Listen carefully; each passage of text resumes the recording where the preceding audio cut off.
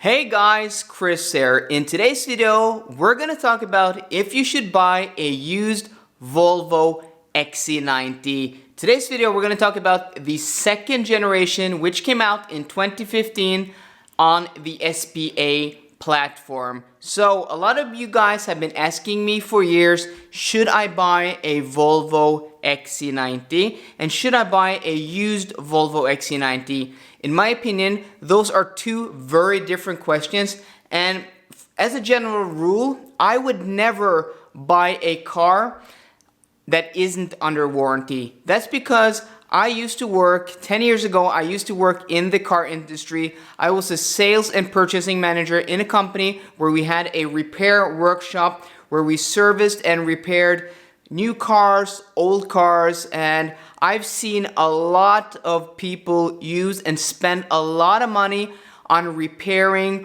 old, not so old, and 10-year-old cars. I've seen them spend money on every type of car, and it really scared me.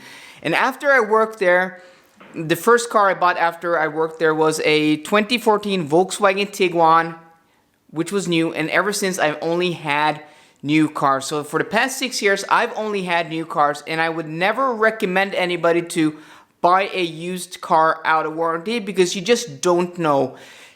Yes, you could buy a Toyota. Yes, you could buy a Mazda. You could buy something from the Japanese manufacturers, which is really reliable if you were to go that route.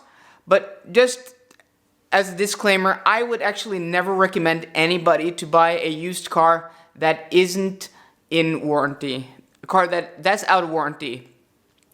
So with that said, let's talk about the 2015 to 2020, the current Volvo XC90. So this car came out in 2015 on the SPA platform, and that was a brand spanking new platform. The engines weren't carried over, the suspension wasn't carried over, the electronics wasn't carried over, so everything was new, and that's very seldom in the car industry. Usually when there's a new model out, so let's take the current generation BMW X5 versus the last generation, a lot of those parts will be carry over. So engines, suspension, brakes, electronics, switchgear, a lot of things might be carried over between generation upon generation. That's normal, but this being a brand new car after Volvo, separated from the Ford Motor Company, which was their previous parent company, they're now owned by Geely, a Chinese car manufacturer. Please check out my last video up there in one of the corners to check out my video on how Geely actually saved Volvo. But back to my point, the Volvo XC90 was a brand new vehicle, the first brand new vehicle from any manufacturer in many years. And with that, you will have issues, problems, because these are new, untested parts and configurations and stuff like that never being tested. And the XC90, like every other car, had issues, especially the first 1 or 2 model years, which is very normal with a new car. The first model year or two, you'll have all these issues, and then they'll sort out the issues as time goes by. So issues which were predominant on the first few years of the Volvo XC90 were suspension issues. This was the first time Volvo went to an air suspension, so bushings were an issue. I remember on my first generation XC90, I had under warranty, everything was fixed under warranty, swapped bushings, and then also the airbags, so the air suspension, the air ride, they changed those front and rear. I also had an issue with the sunroof leaking, this being their first proper panoramic sunroof. So there's a theme here. All the things that there were issues with were brand new to Volvo at this time. So I tried to look online to find, typical issues with the Volvo XC90. I couldn't find anything. You could, buy a subscription service to Consumer Reports.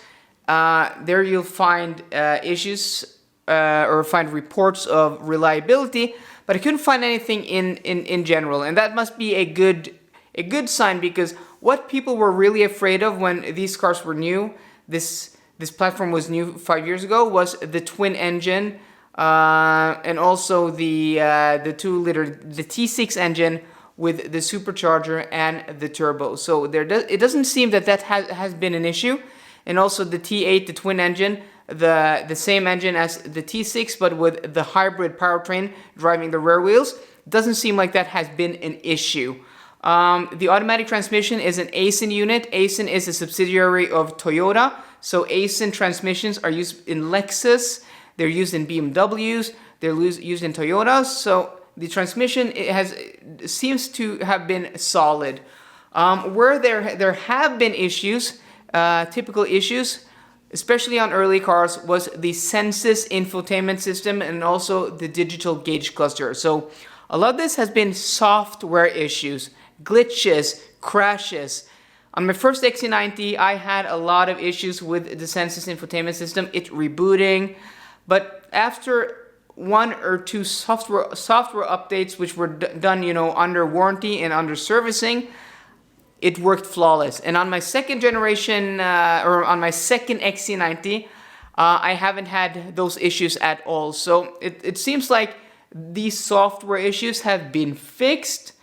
But things to be wary about is that the XC90 is a large vehicle. So it's a large and heavy vehicle. And this will apply to all large and heavy vehicles, but brakes and suspension, because the cars are bigger, so you have more mass braking, and you also have more load on suspension components.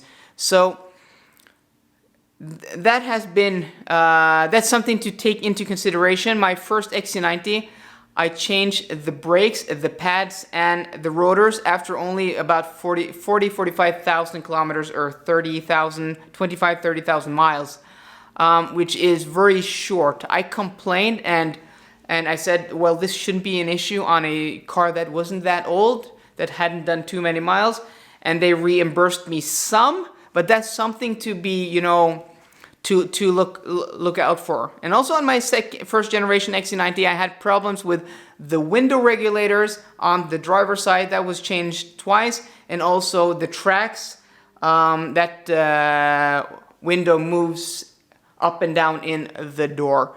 Also on my first XC90, and there's a theme here, so I've had a lot of issues with my first XC90, but not with my second one.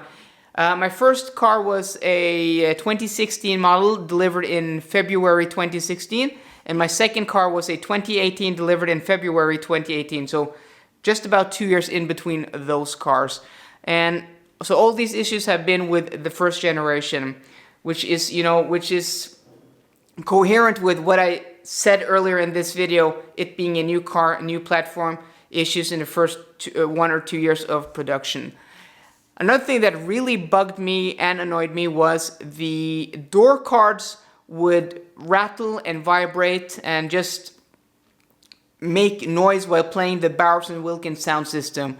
This might not apply to cars which don't have the Bowers & Wilkins sound system, but cars which do, the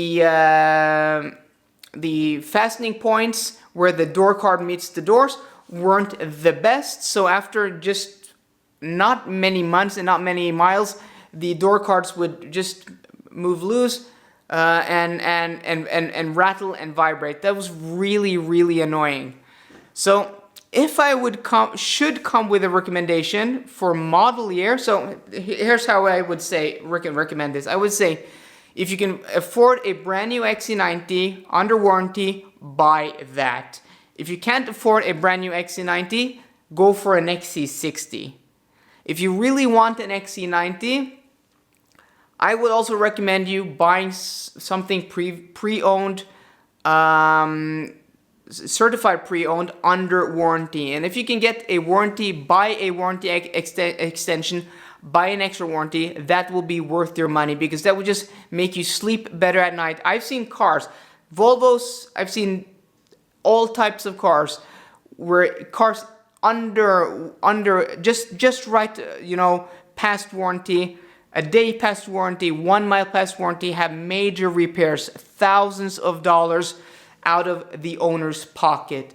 And well, I don't want to buy a car under those circumstances. That's why I'm always going to buy a car under warranty. So if you can afford it, buy a warranty with the car if you can get one. If you can't get that at that dealer, just walk away. Find another car. That would be my recommendation. And then we have the engine. So which engine should you buy with an XC90? So if you live in Europe, you'll probably want a diesel, and I would shy away from the D4 diesel. I would go for the D5 because I think that will have a higher resale value.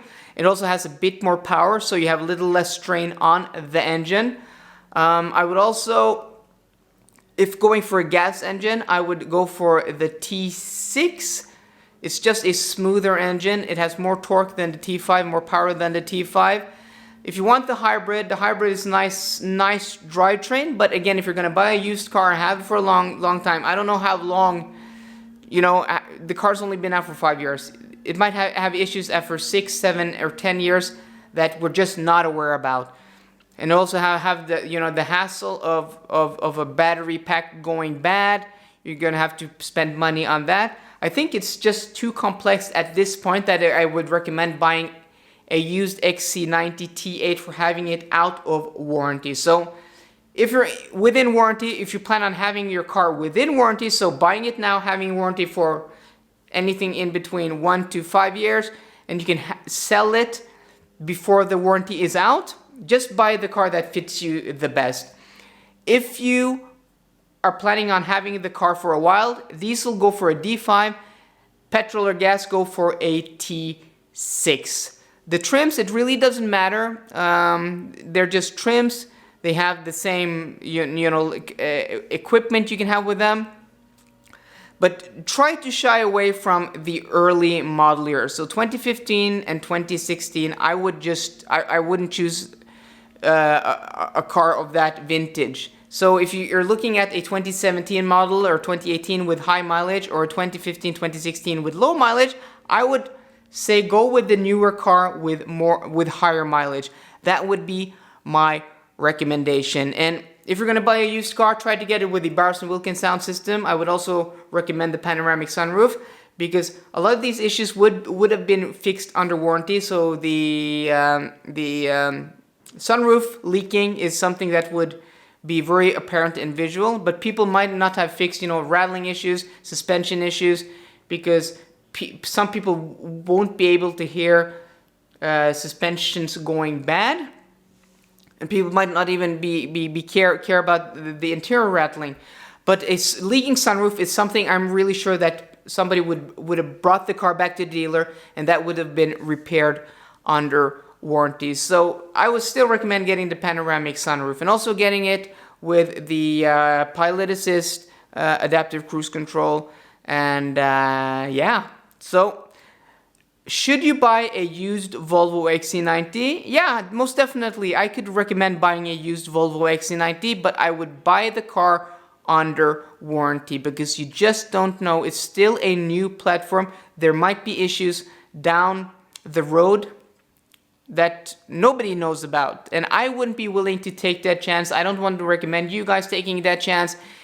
If you're looking at a old XC90 with high mileage, I would just go for an XC60 or a different cheaper Volvo product, which is newer.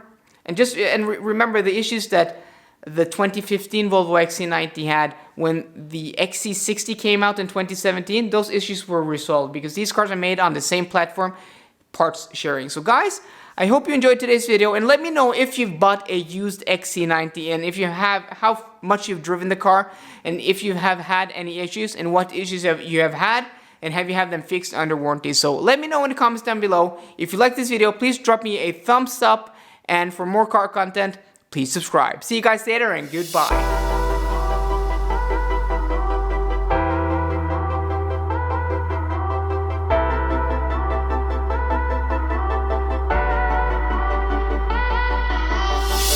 We'll be right back.